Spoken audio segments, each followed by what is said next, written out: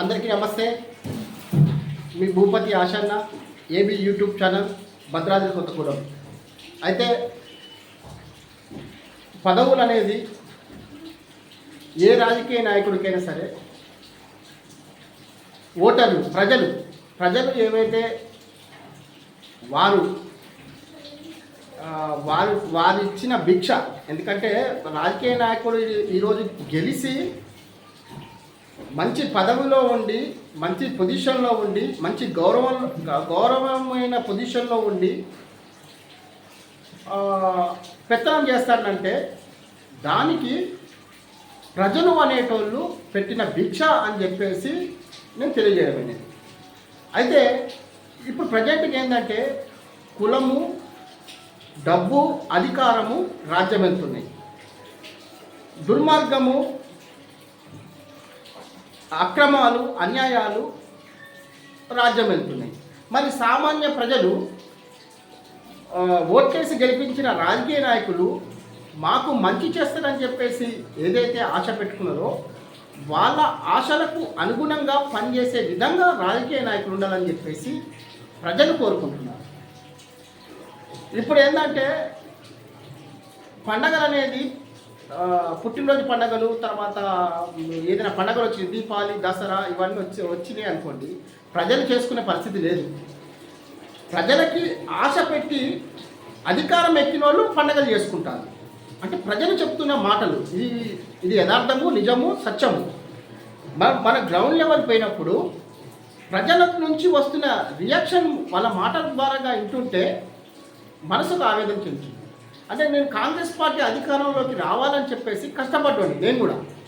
అలాగే కాంగ్రెస్ పార్టీ వస్తే 10 ఏళ్ళు టీఆర్ఎస్ గవర్నమెంట్ పాలించింది. కాంగ్రెస్ పార్టీ వస్తే మనకి మంచి జరుగుతుందేమో అని ఒక ఆశతో ప్రజలు ఒక నమ్మకాన్ని పెట్టి ఓట్లు వేయడం జరిగింది.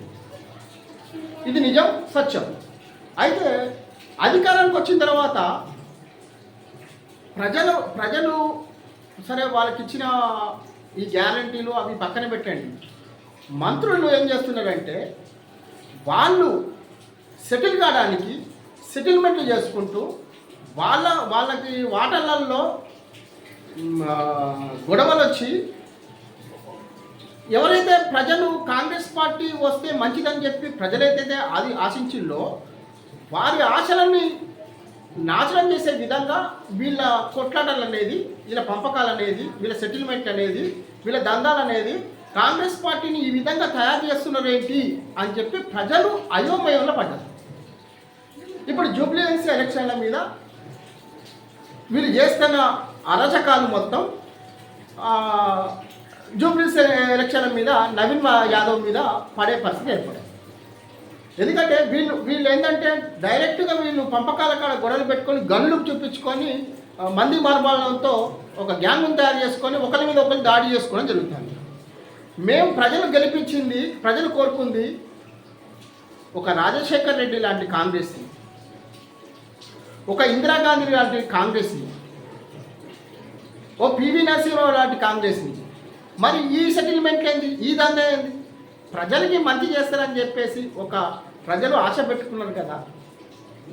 మరి వాళ్ళ ఆశలను అడియాశలు చేసి మీరు మీ డబ్బు సంపాదన కోసము మీరంతా కలిసి కొంతమంది మంత్రులు కలిసి చేస్తున్న ఈ పనులు కాంగ్రెస్ పార్టీని ఘోరంగా దెబ్బతీసే విధంగా ఉన్నాయని చెప్పేసి ప్రజలు ఏదైతే కాంగ్రెస్ పైన ఆశ పెట్టుకున్నారో ఆ ప్రజలు ఆవేదన చెందడం జరుగుతారు.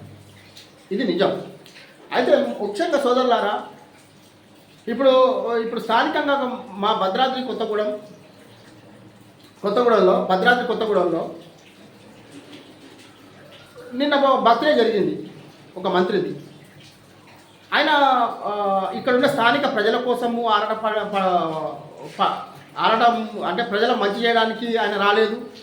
ఆయన ఇక్కడ ఉన్న ప్రజలకి ఏదైనా నిలబెట్టి వాళ్ళ జీవితాలు మార్చే విధంగా అని రాలేదు. ఆయన ఇక్కడున్న నమ్మకాన్ని పెట్టుకున్న కార్యకర్తలను బతికించడానికి ఆయన రాలేదు. ఆయన బర్త్డే వేడుకలు జరిగినాయి. బర్త్డే వేడుకలు జరిగితే ఆయన బర్త్డే వేడుకలు పేదవాడు చేసుకోలేకపోతున్నాడు. విద్యార్థులు చేసుకోలేకపోతున్నారు, వితంతులు చేసుకోలేకపోతున్నారు, వికలాంగులు చేసుకోలేకపోతున్నారు, అనాథలు చేసుకోలేకపోతున్నారు, అనేక మంది చేసుకోలేకపోతున్నారు. మరి బర్త్డే వేడుక ఇంత ఘనంగా చేయాల్సిన అవసరం ఏమొచ్చింది? మీరేమైతే హామీలు ఇచ్చిందో అవన్నీ నెరవేర్చి మీ బర్త్డే చేసుకుంటే బాగుండేది. ఎక్కడ వేసినా అక్కడ గొంగలి వేసినట్టే ఉన్నది. ఇచ్చిన హామీలు అక్కడే ఉన్నాయి, అటక మీదకి ఎక్కినాయి. మరి ఈ బర్త్డే వేడుకలు ఎందుకు? ఎవరి కోసం బర్త్డే వేడుకలు? అంటే మాకు డబ్బు ఉన్నది, మేము అధికారంలో ఉన్నాము, మా బర్త్డే వేడుకలు ఈ విధంగా చేసుకుంటామని చెప్పేసి మరి మీరు ఏ విధంగా చేసుకుంటారో నాకు అర్థం కావట్లేదు. సరే, మీరు చేసుకున్నారు, మీకు డబ్బు ఉంది, అధికారం ఉంది, ప్రజలందరూ కలిసి మిమ్మల్ని గెలిపించి మీరు చేసుకోవచ్చు. కానీ ప్రజలు కొద్దిగా ఇబ్బందులో ఉన్నారు. ప్రజల పక్షాన కూడా ప్రజలు కూడా బర్త్డే చేసుకునే విధంగా మీరు పనిచేయాలని చెప్పేసి ప్రజలు కోరుకోవడం జరుగుతుంది. ఫీజు రినమెంటు అవి దసరా పండగకి 600 కోట్లు, దీపావళికి 600 కోట్లు ఇస్తారని చెప్పింది. మరి ఆ మాట ఏమైందో ఏమో తెలియని పరిస్థితి. కాంగ్రెస్ పార్టీ మాట్లాడే మాటలు నమ్మే పరిస్థితిలో ప్రజలు లేరు. ప్రజలు ఒకటే అనుకుంటున్నారు, మేము ఆ మాటలు విని మాకు మంచి జరుగుతుందేమో అనుకున్నాం, కానీ ఆ మాటలు నమ్మి మేము ఓట్లేస్తే వాళ్ళకి మంచి జరిగింది తప్ప మాకు ప్రజలకు మాత్రం మంచి జరగలేదని చెప్పి ప్రజలు ఆవేదన చెందడం జరుగుతారు.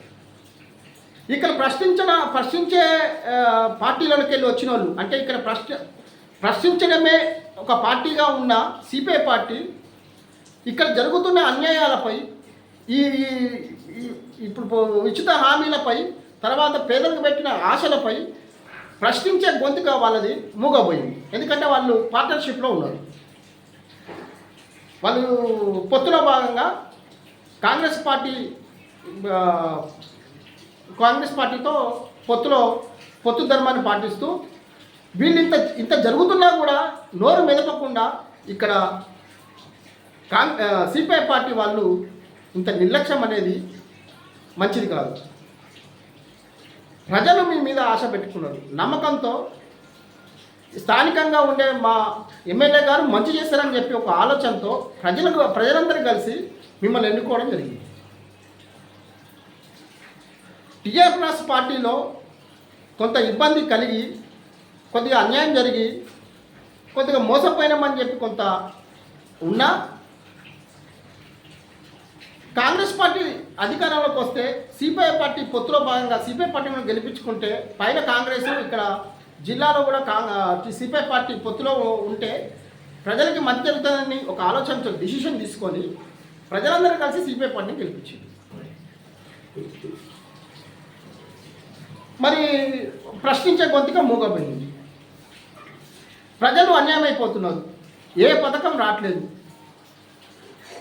రాజీవ్ యువ వికాస్ అని చెప్పి పెట్టి 90 లక్షల మంది, దాదాపుగా 1 కోటి మంది అప్లికేషన్ పెట్టుకుంటే ఆ ఊసి లేదు. ఇక విద్యార్థులకి ఫీజు రినమెంట్ వేయట్లేదు. తల్లిదండ్రులు ఎంత ఇబ్బంది పడుతున్నారు. ఒక ఎస్సీ సప్లాన్ లేదు. రాజు మన అభయాసం అని చెప్పేసి 12 లక్షలు ఇస్తారని చెప్పింది మా దంతులకి. కేసీఆర్ 10 లక్షలు ఇస్తాడు, మేము 12 లక్షలు ఇస్తామని చెప్పిండు. ఆ ఊసే లేదు. ఇలా చెప్పుకుంటూ పోతే ప్రతి ఒక్క పథకము, ఆడవాళ్ళకి చేసిన దారుణాలు, మోసాలు, ఆడవాళ్ళు కూడా మాట్లాడుతూ ఉంటే చేస్తే స్థాయిలోకి పోయి మనం మాట్లాడిస్తూ ఉంటే ఆవేదన చెందుతున్నారు ఒక్కొక్కరు. ఆడవాళ్ళ నోట్లకెళ్ళి వచ్చే మాటలు నేను వినలేకపోతున్నా. మా కాంగ్రెస్ పార్టీ ఇంత కుక్కలు నింపన ఇస్తారా అవుతుందని చెప్పి మేము అనుకోలేదు. రాజశేఖర్ రెడ్డిని చూసి అదే కాంగ్రెస్ మళ్ళీ అట్లనే వస్తుందా, వెలుగుతుంది అనుకున్న మేము ఈరోజు మా దీపాలను మేమే ఆర్పుకొని, మా మా మా పార్టీ నాయకులు ఆర్పుకొని మమ్మల్ని కూడా ఆర్పేసింది. ప్రజలు సంతోషంగా లేరు, ఇది వాస్తవము. మళ్ళీ టీఆర్ఎస్ పార్టీ అధికారానికి వస్తేనే మా జీవితాలు మారుతాయని చెప్పేసి ప్రజలు కూడా డిసైడ్ అయిపోయింది. అట్లాంటి పరిస్థితి తీసుకొచ్చింది కాంగ్రెస్ పార్టీని. కాంగ్రెస్ పార్టీ రాజశేఖర రెడ్డి గారు ఉన్నప్పుడు ఏ విధంగా ఉండేది?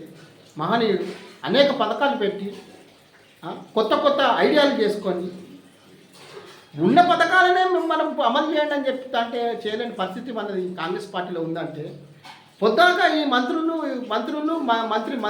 ఎమ్మెల్యేలు మంత్రులు ఇవే ఉంటే ఇక ప్రజలకేం సేవ చేయగలుగుతాము? ప్రజలతో మమేకం ఎట్లయితాము? ప్రజలు మన మీద నమ్మకం ఎట్లా పెట్టుకుంటారు?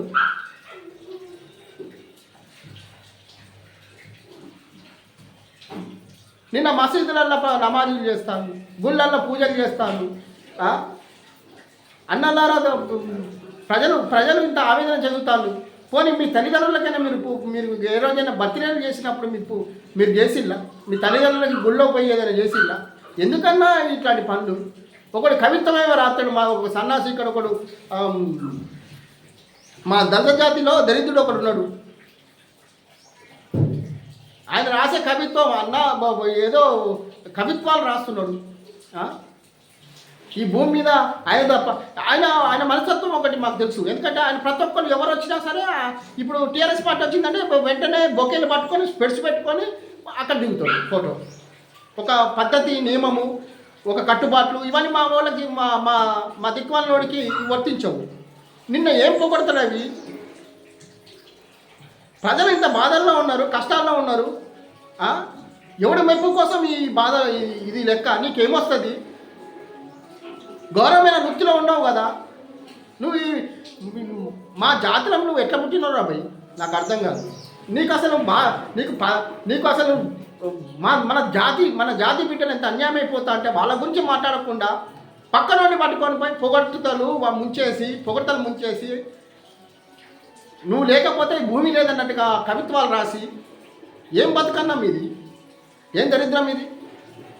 దయచేసి ప్రజలు ఏమైతే ఆలోచించిందో వాళ్ళకు అనుగుణంగా పనిచేసి ప్రజలకైతే ఏమైతే హామీ ఇచ్చిందో హామీని నిలబెట్టుకొని మన కాంగ్రెస్ పార్టీని బతికించాలని చెప్పేసి మా మంత్రులకి చెప్పడం జరుగుతుంది. మిమ్మల్ని నమ్ముకొని మేము ఓట్లేసి పని చేయించినాం, ఇంటిని గడప గడపకు తిరిగినాం. ఈరోజు తలెత్తుకొని తిరిగిన పరిస్థితి ఏర్పడ్డది. దయచేసి చెప్తున్నా, మీలో మీ వ్యవహారమే కాకుండా కొద్దిగా ప్రజల బాధలు కూడా, కష్టాలను కూడా కొద్దిగా పట్టించుకోండి. ప్రజలు కొన్నంత ఆశ పెట్టుకున్నారు, నమ్మకాన్ని పెట్టుకున్నారు. ఆ నమ్మకం పోయిన తర్వాత నేను ఒకటే చెప్తానా, నమ్మకం అనేది అమ్మ లాంటిది. నమ్మకం ఒకసారి పోయిందంటే మళ్ళీ అది చాలా ఏళ్ళు పడుతుంది. ఒకసారి మీరు ఆలోచించుకోండి అన్న, మీ గుండెల మీద చేసుకొని ఆలోచించుకోండి. మీరు మాకు ఏమి అయిపోయినా పర్లేదు, మాకు కార్యకర్తలని మమ్మల్ని పట్టించుకోకపోయినా పర్లేదు, కానీ కాంగ్రెస్ పార్టీని బతికించే ప్రయత్నం అయితే మీరు చేయండి. మీరు చచ్చిపోతే ఏం తీసుకుపోరన్నా? మీరు పోయేటప్పుడు ఏం రాదు. మంచి పేరు తెచ్చుకుందామన్నా, కాంగ్రెస్ పార్టీని బతికిద్దాం. కాంగ్రెస్ పార్టీ మీద నమ్మకం పెట్టుకొని ప్రజలు కొన్నంత ఆశతో మాకు మంచి జరుగుతుందని చెప్పి ఆలోచించి వాళ్ళ ఆశల్ని కూడా మొత్తం కూడా ఒక డ్రైనేజీ దాంట్లో ఆశలన్నింటినీ వేసేసి ఆ డ్రైనేజీలో కలిపేసినట్టు మన ప్రవర్తన మారకపోతే మాత్రం మళ్ళీ తర్వాత మనకి చాలా ఇబ్బందులు అవుతాయి. మీరు ఇలాగే చేస్తే అవతల పార్టీ గెలిచి అక్రమ కేసులు మన మీద అన్యాయంగా కేసులు పెట్టి ప్రతి ఒక్క కేసులో ఇరకాల్సిందే. ఎందుకంటే చెప్పాలా, మనము దీపం ఉండగానే ఇల్లు చక్క పెట్టుకోవాలంటారు. మనం మంచి అధికారంలో ఉన్నప్పుడే 4 మంచి పనులు చేస్తే ప్రజలు మనల్ని కాపాడుతారు. ఆ ప్రజలే దేవుళ్ళు అని చెప్పేసి మీరు ఎప్పుడు గుర్తిస్తారో ఏమో నాకు తెలియట్లే, కానీ మా నాయకుడికి చేతులు జోడించి న్యాయాన్ని, ధర్మాన్ని కాపాడి మన మాట మీద కట్టుబడి 10 మందికి మంచి పని చేద్దామన్నా. జై హింద్, జై భీమ్. ఏబీ యూట్యూబ్ ఛానల్ మీ